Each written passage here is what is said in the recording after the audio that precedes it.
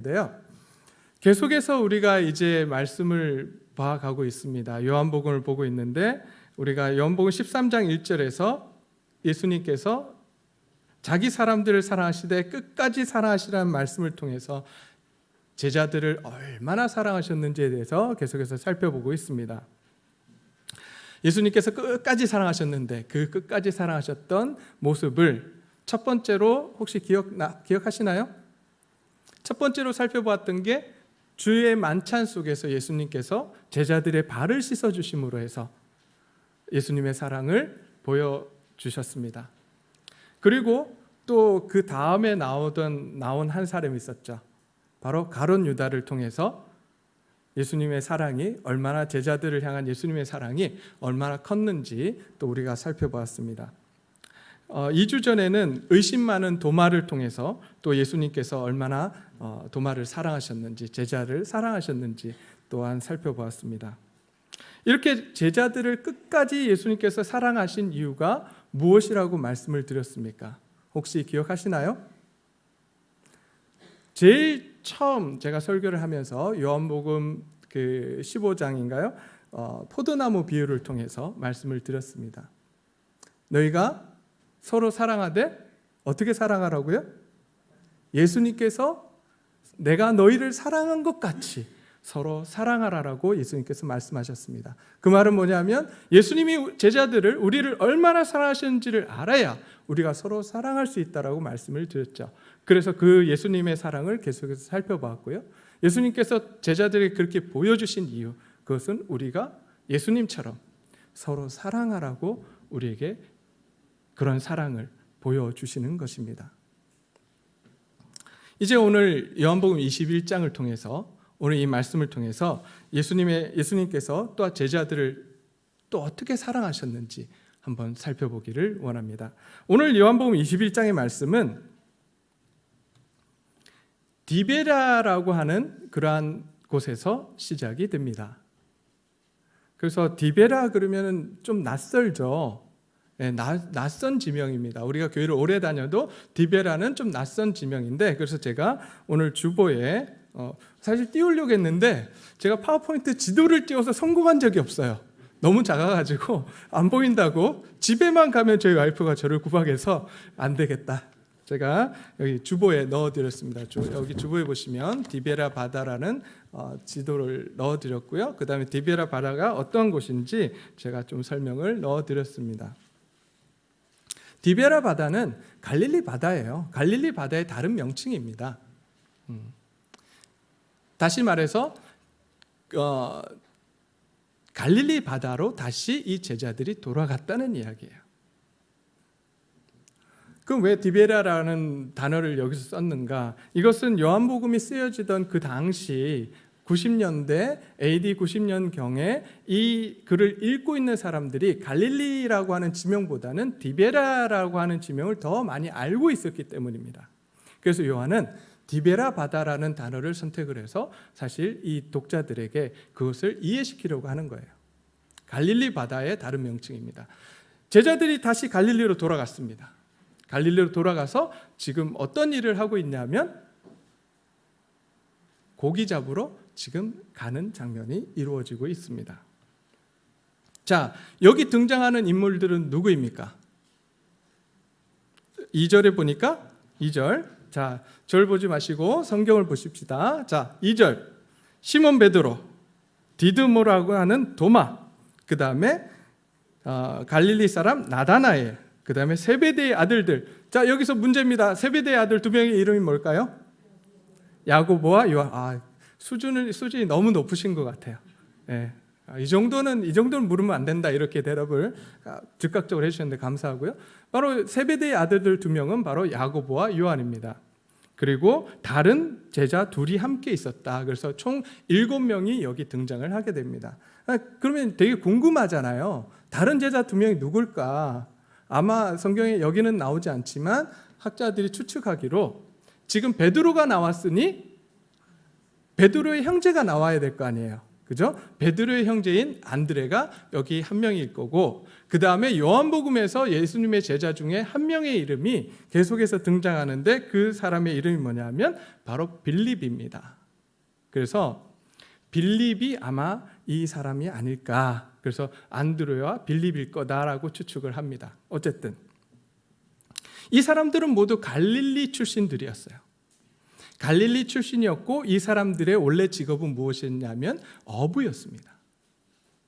그러기에 이 사람들이 이제 고기를 잡으러 갔어요. 자, 그러면 이 원래 지금 1절에 보니까 그 후에라고 되어 있습니다. 자, 그 후는 언제 그 후냐면 20절에 나온 20장에 나오는 그 장면이에요. 예수님께서 부활하셔서 마리아에게 나타나시고 그 후에 제자들에게 2번 나타나시죠. 그죠? 그 후에 제자들이 어디로 갔냐 하면 디베라 바다로 간 거예요. 그럼 원래는 어디 있었어요? 이 사람들이 예루살렘에 있었던 거예요. 예루살렘에 있었는데 지금 갈릴리로 가서 지금 고기를 잡는 겁니다. 그러면 갈릴리로 왜 갔을까요? 예루살렘에 있다가 갑자기 예루살렘에 있다가 갈릴리로 간 이유가 뭘까요? 자, 네? 살던 동네니까. 예, 맞습니다. 살던 동네로 돌아갔는데 왜 갔느냐? 예수님의 명령이 있었습니다. 한번 찾아볼까요? 자, 예수님의 명령이 무엇이었냐면 마태복음입니다. 마태복음 28장의 말씀입니다. 마태복음 28장. 자, 10절입니다. 마태복음 28장 10절.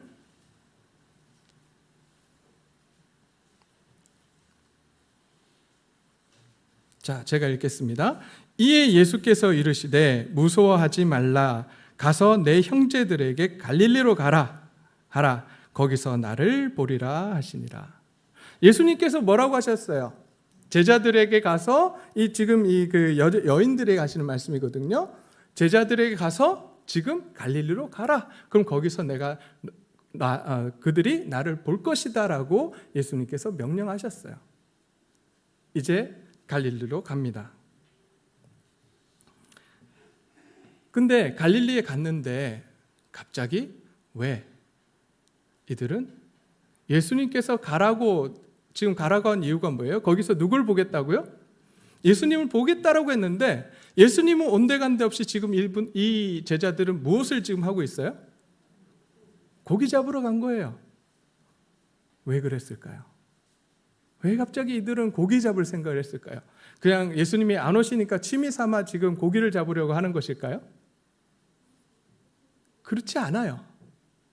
지금 이들이 고기를 잡으러 가겠다는 이야기는 뭐냐면 원래 이들이 예수님을 따랐던 이유 혹시 기억하십니까?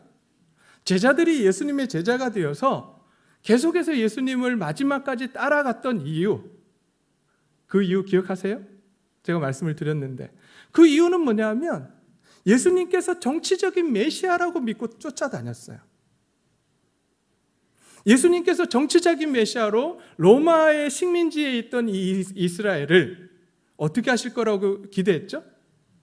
다시 독립시킬 거야.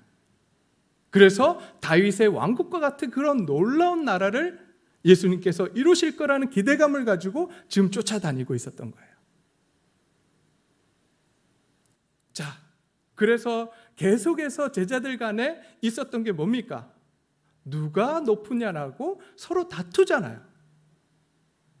누가 높은지를 놓고 계속해서 다퉈요. 왜요? 예루살렘으로 가까이 오면 올수록 계속해서 다퉜어요. 예루살렘에 들어가면 거사가 이루어질 거라고 믿었기 때문에.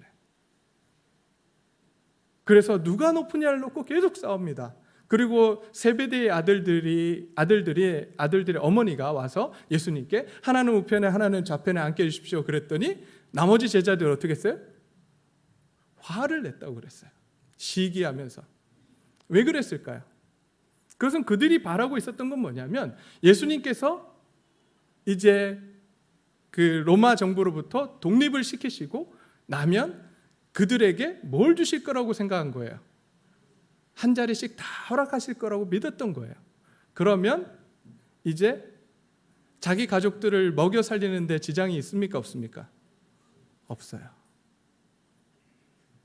그걸 바라보고 제자들은 쫓아갔던 거예요. 심지어 언제까지요? 사도행전에 보게 되면 사도행전 1장 6절에 제가 읽어드릴게요. 그들이 모였을 때 예수께 여쭈어 이르되 주께서 이스라엘 나라를 회복하심이 이때니까 하니, 예수님께서 곧 승천하세요. 근데 제자들의 관심은 여전히 이스라엘 나라에 있어요. 계속해서 이스라엘 나라가 회복될 때가 언제입니까? 거기에 관심이 있었어요. 근데 예수님께서 어떻게 되셨어요? 죽으셨어요. 그것도 십자가에 죽으셨어요. 이걸 어떻게 해요? 제자들은 완전히 무너져 내렸습니다. 그리고 숨어 있었어요. 근데 그때 어떤 소문이 들려옵니까? 예수님께서 부활하셨대요. 그리고 실제로 예수님께서 제자들 앞에 나타나셨습니다. 그것도 한 번이 아니라 두 번이나 나타나셨어요. 제자들은 어떤 기대를 했을까요? 야, 이제야말로 정말 예수님께서 로마로부터 우리 이스라엘 민족을 구원하시겠구나. 독립시키시겠구나. 여러분, 죽었다 살아난 사람이 이 세상에 있나요? 없잖아요. 근데 그분이 나타나서 제자들 앞에 나타났을 때 이제 정말 하나님의 능력으로 이 나라를 다시 세워주실 거라고 이들은 믿었을 거예요. 그런데 하루가 지나고 이틀이 지나고 3일이 지나고 아무 일도 일어나지 않습니다. 그들은 그들의 기대에 부응하는 일이 일어나지 않아요. 그러자 이들은 갈릴리, 예수님을 기다리기로 했던 그 갈릴리로 돌아가서 기다려도 아무 일이 일어나지 않자 이제 고기를 잡으러 가겠노라고 베드로가 먼저 이야기를 꺼냅니다. 3절에 이렇게 이야기하죠. 시몬 베드로가 나는 물고기를 잡으러 가겠노라. 이 말은 그냥 시간이 남아서 내가 물고기 잡으러 가겠다 이야기가 아니에요. 이제 나는 예수님 못 쫓아가겠다. 나에게 딸린 식구들이 있는데 그 식구들을 놔두고 내가 더 이상 어떻게 지체하겠는가.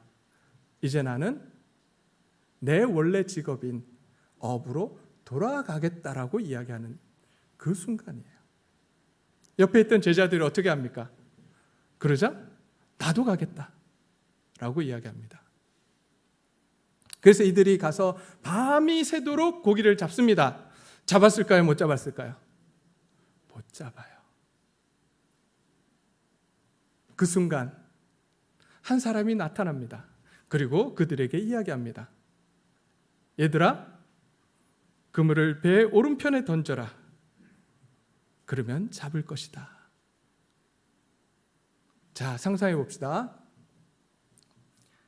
밤새 노력했어요. 아무것도 못 잡았어요. 그 낚시 혹시 해보신 분들 많으실 텐데 그 낚시를 해보면요, 낚시를 많이 잡으면 낚시에서 물고기를 많이 잡으면 피곤할까요? 안 피곤할까요? 별로 안 피곤해요. 근데 한 마리 못 잡아요. 피곤할까요? 안 피곤할까요?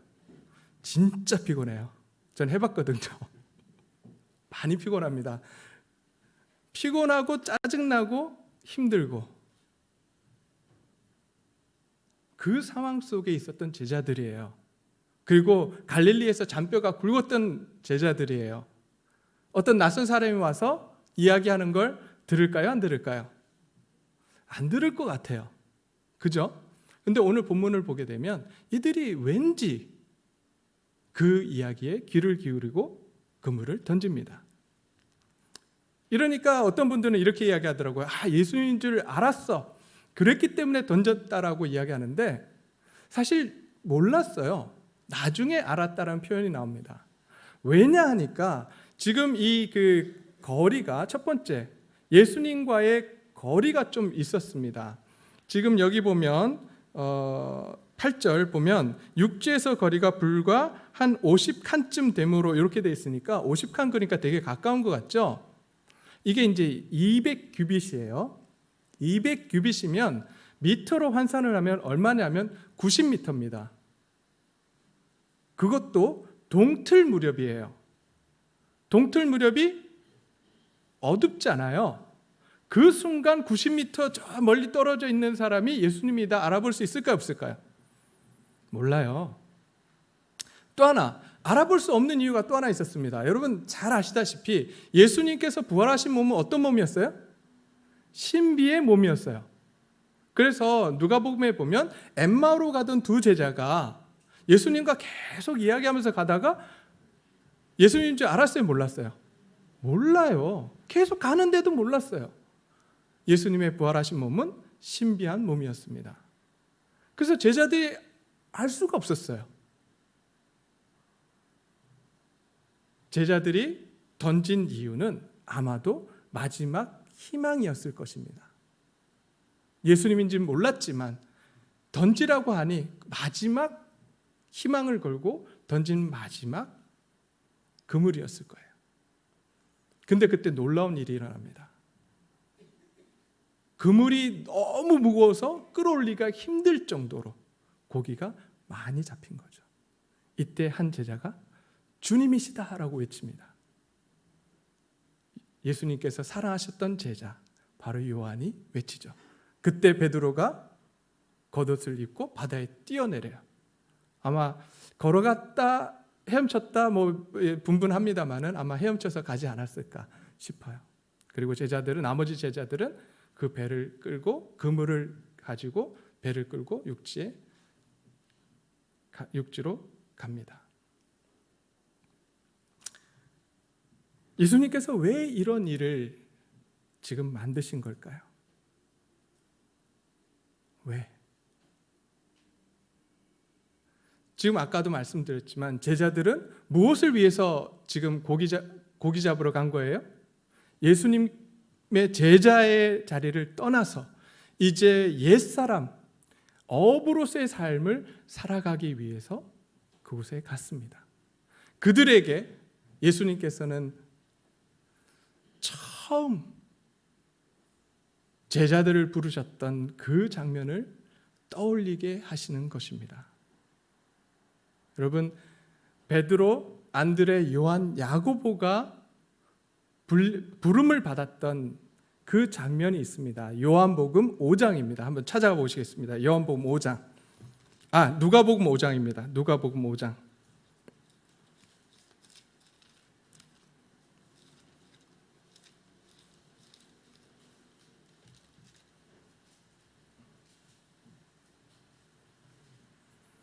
누가복음 5장을 보게 되니까 누가복음 5장에 호숫가에 배 두 척이 있고 예수님께서 시몬 베드로의 배에 오르셔서 복음을 선포하십니다. 말씀을 가르치세요. 그리고 나서 시몬 베드로에게 뭐라고 이야기하냐면 깊은 데로 가서 그물을 내려 고기를 잡으라고 말씀하세요. 근데 그때에 시몬 베드로가 뭐라 그러냐면 선생님 우리들이 밤이 새도록 수고하였으되 잡은 것이 없지만은 말씀에 의지하여 내가 그물을 내리리이다. 그랬더니 어떤 일이 일어났을까요? 그물이 찢어질 정도로 잡힙니다.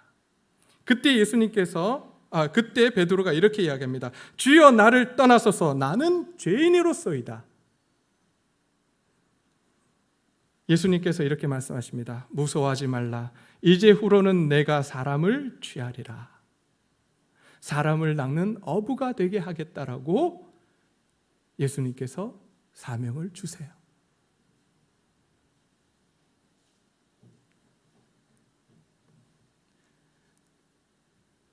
제자들에게 필요했던 것은 주님을 만났던 처음의 감격이었습니다. 이 자리에 계신 저와 여러분, 주님을 처음 만났던 그때 그 감격을 기억하십니까?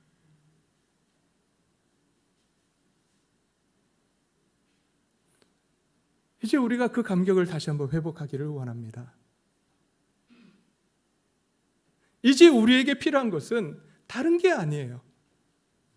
예수님께서 나를 구원해 주셨던 그 순간, 내가 하나님 앞에서 나는 죄인입니다라고 울부짖었던 그 순간, 하나님의 은혜가 내 가운데 가득히 들어와서 어떻게 할 줄 몰라서 하나님 앞에서 밤새워 울던 그때, 우리에게는 그 순간을 기억하는 것이 필요합니다. 그 은혜를 회복하는 것이 필요합니다. 그리고 그때 우리에게 주셨던 사명을 다시 한번 기억하고 그 사명을 붙들고 살아가는 저와 여러분들이 되시기를 소원합니다. 예수님께서 제자들에게 그것을 요구하시는 거예요. 처음 너희가 만났을 때 어떻게 나를 만났는지, 그때 그 은혜와 감격을 회복하라라고 말씀하시는 거예요. 저 같으면 내 말 안 듣고 도망치고 나를 버리고 도망갔던 그들, 그리고 2번이나 나타나서 부활하신 몸을 보여주셨음에도 불구하고 그들이 어부로서의 삶으로 돌아간 그들을 보면서 이제 너희들 이제 끝이야, 나랑 이제 단절이야 라고 이야기할 수도 있었는데 예수님께서 그러지 않으세요. 속 좁은 저는 그럴 것 같은데 예수님 그러지 않으시고 제자들을 다시 찾아가셔서 다시 그 제자들에게 처음의 사랑을 다시 회복해 하십니다. 오늘 우리에게도 주님께서 그 주님의 사랑을 회복하라고 우리에게 요구하고 계십니다. 혹시 이 자리에 그 처음 사랑을 경험치 못한 분이 계십니까? 그렇다면 예배 마치시고 내려가셔서 새가족반에 등록하시고 새가족반에서 그 놀라운 하나님의 사랑과 은혜를 느끼시기를 소원합니다. 경험하시기를 소원합니다.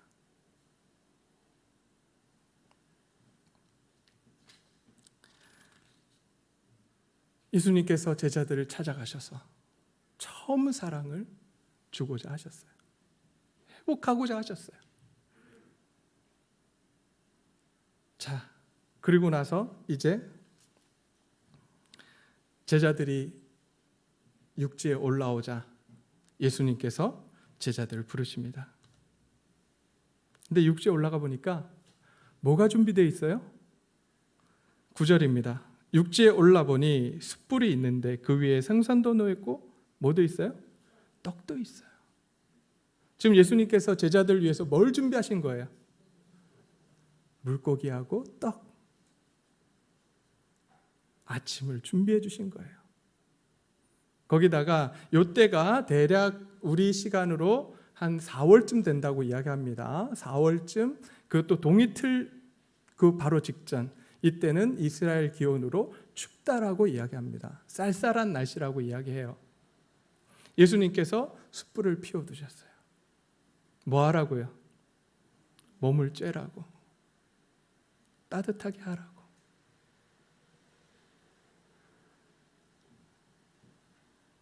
제자들을 향한 예수님의 사랑이 묻어나는 장면이에요.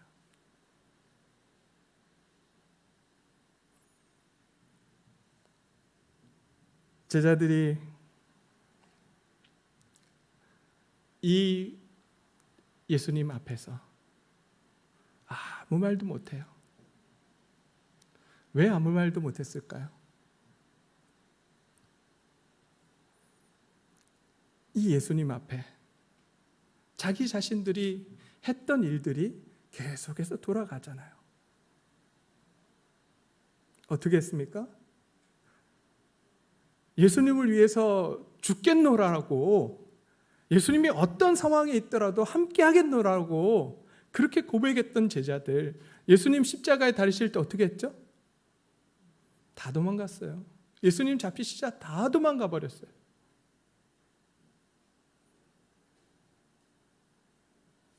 뿐만 아니라 예수님이 다시 나셔가지고 다시 사명을 주시려고 하시는데, 그럼에도 불구하고 제자들은 또 어부의 일로 옛날 모습으로 돌아가려고 했어요. 이런 모습 속에 예수님이 나타나셨을 때 제자들이 갖는 감정은 어떤 것일까요? 어떤 감정이 들까요? 저 같으면 이런 감정이 들 것 같아요. 그래, 이런 내가 뭘 하겠어. 역시 그렇지 뭐. 말씀대로 살려고 애를 썼는데 결국 주일날 와서 보면 내 모습이 어떤 모습이에요? 똑같아요. 변한 게 없어 보여요. 감사하자라고 저번 주에 설교했지만 그 주간 한 주간 감사하며 살았을까요? 짜증내며 살았을까요?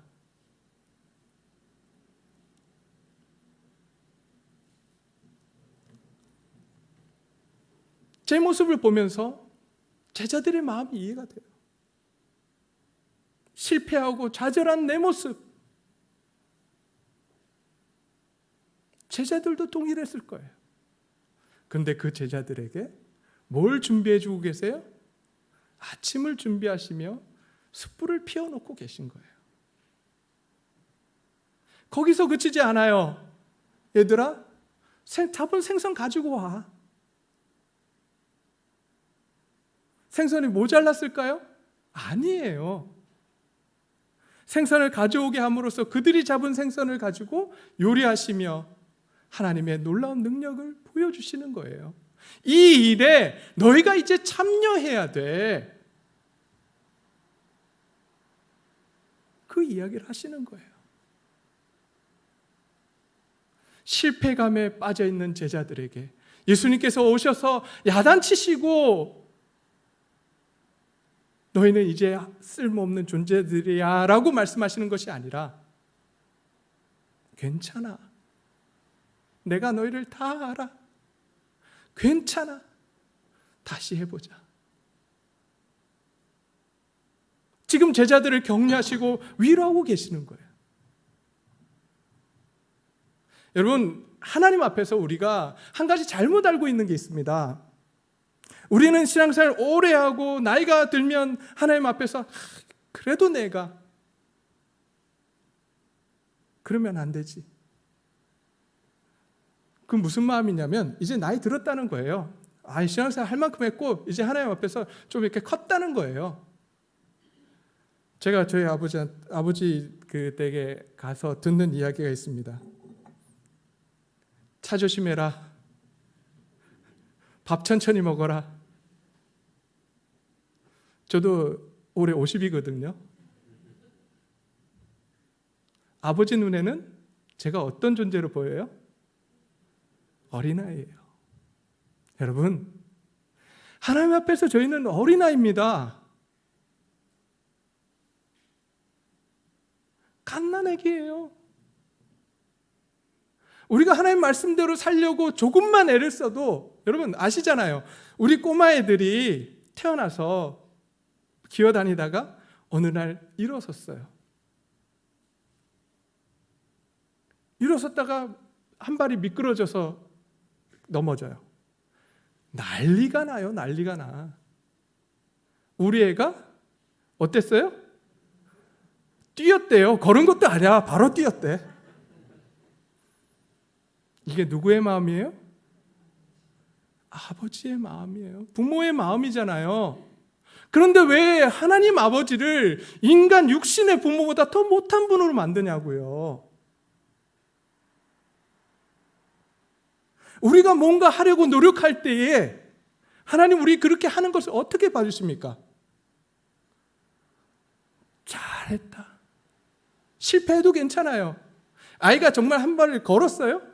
미끄러졌어요. 그런데 그거 가지고 걸었다도 아니야. 뛰었대요. 하나님은 우리 인간의 육신의 부모보다 더 우리를 사랑하시는 분인 줄 믿으시기 바랍니다. 우리가 하나님 말씀대로 살아가려고 노력할 때에 그것을 살았다라고 봐주시는 분, 그게 은혜입니다. 그 은혜가 오늘 이 자리에 저와 여러분에게 함께 하신 줄 믿습니다.